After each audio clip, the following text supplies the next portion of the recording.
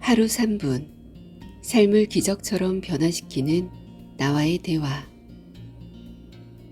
일단 나부터 칭찬합시다. 데스카 치사코 제음, 김영경 옮김, 출판사 피카. 나에게 하는 말이 인생을 바꾼다.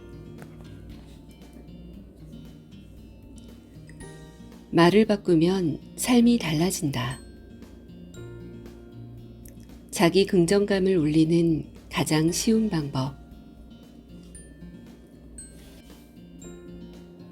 최근 몇 년간 자신이 가치 있는 존재라고 긍정하는 감정, 자기 긍정감을 주제로 한 책이 많이 출판되었습니다.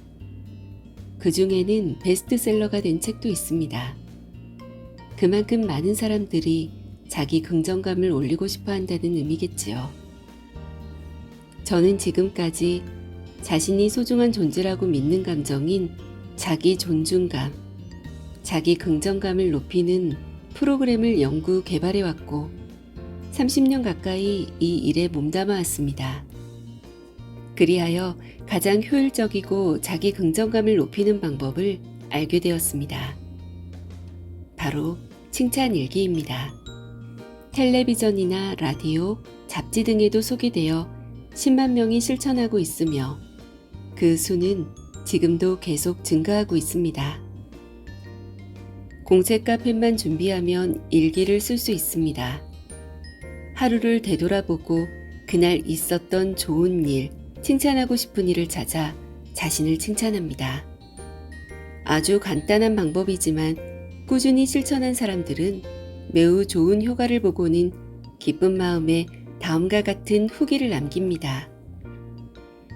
예전에는 기분이 가라앉으면 쉽게 전환하지 못했지만 지금은 금방 기분이 좋아지는 방법을 터득했습니다. 동료와의 인간관계가 서툴렀지만 지금은 놀라울 정도로 잘 지내고 있습니다. 마음의 여유가 생긴 덕분인지 아이에게 화를 내지 않게 되어 집안이 화목해졌습니다. 칭찬일기를 계속 쓰면 자신을 인정하게 되고 자연히 자기애가 커집니다. 가족과 친구, 동료 등 자기 주위에 있는 사람과의 인간관계도 잘 풀리게 됩니다.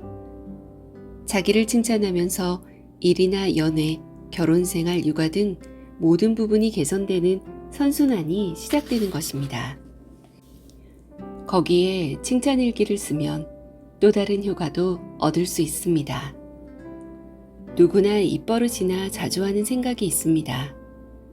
여러분의 입버릇과 자주 하는 생각은 무엇인가요? 칭찬일기를 쓰는 제 블로그의 독자가 행복해 라는 말이 입버릇이 됐어요 라고 자신의 블로그에 써놓은 걸 보았습니다. 정말 멋진 일이죠. 왜냐하면 나는 행복하다, 행복해 라고 말하면 행복감이 마치 샘처럼 마음에서 솟아오르기 때문입니다. 행복해, 기뻐, 즐거워, 대단해, 멋져, 좋네, 고마워 등을 칭찬일기에 쓰면 좋은 파동의 단어가 계속해서 나오게 됩니다. 작은 일에도 행복해하고 이를 입 밖으로 말하고 기뻐하면 어느샌가 긍정적인 단어가 입버릇이 되어 단어의 뜻 그대로 이루어지는 일이 늘어납니다. 또 하나 칭찬일기가 가져오는 중요한 변화가 있습니다. 바로 사람으로서 강하게 살아가는 힘을 얻게 되는 것입니다. 행복한 인생을 살아가기 위해서는 작은 일에 무너지지 않고 곤란한 상황에 맞설 수 있는 단단함을 갖추어야 합니다. 지진과 같은 천재지변이나 바이러스의 확산과 같은 재난이 언제 발생할지 우리는 예측할 수 없습니다. 누구나 어떤 상황에서도 이성적으로 판단하고 적절하게 행동함으로써 자신과 가족을 지키는 힘을 지니고 싶을 겁니다.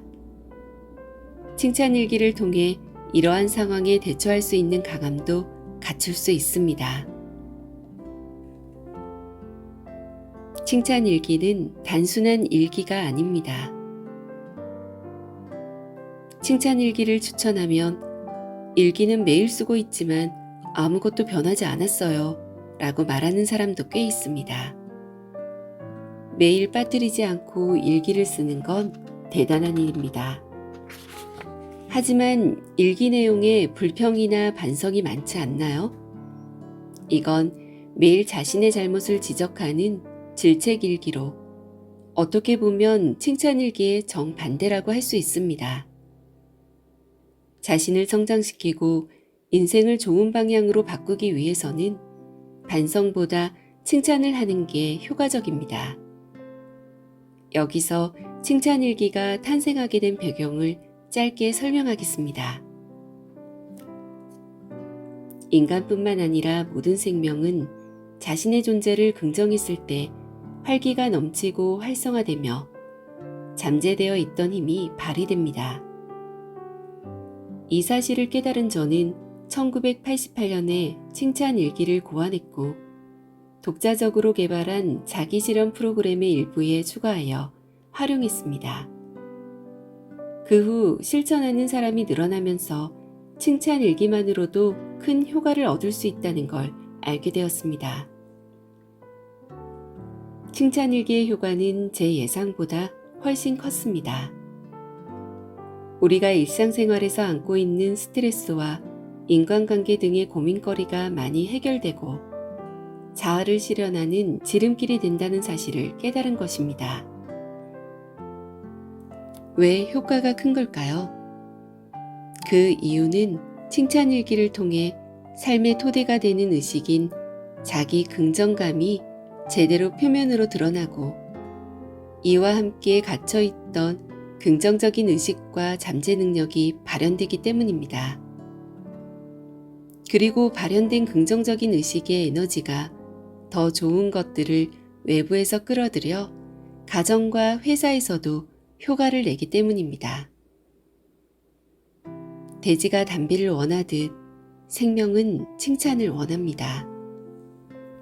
칭찬일기는 당신의 생명을 칭찬하고 존중하며 생명에 기쁨을 주는 삶의 습관을 갖추는 가장 좋은 방법입니다. 타인이 아닌 자신을 칭찬해서 얻는 효과.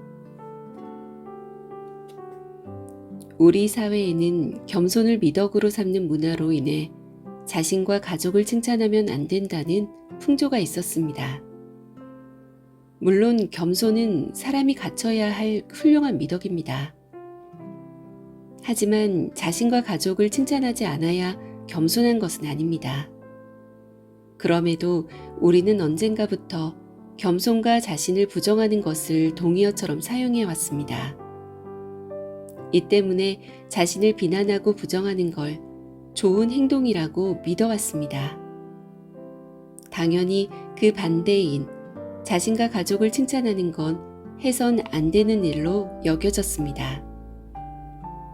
칭찬일기를 쓰면서 표면으로 드러내는 자기 긍정감은 거만한 태도로 상대방을 깔보는 것과는 완전히 다릅니다.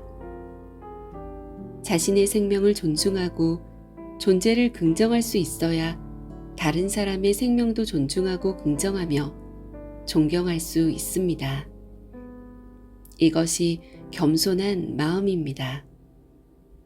또한 칭찬일기는 자랑과는 다릅니다. 다른 사람에게 자기를 과시하고 자랑하라는 걸 장려하는 게 아닙니다. 자신을 칭찬하는데 위화감을 느끼거나 망설이는 사람은 먼저 칭찬에 관한 잘못된 개념을 벗어던지기를 바랍니다.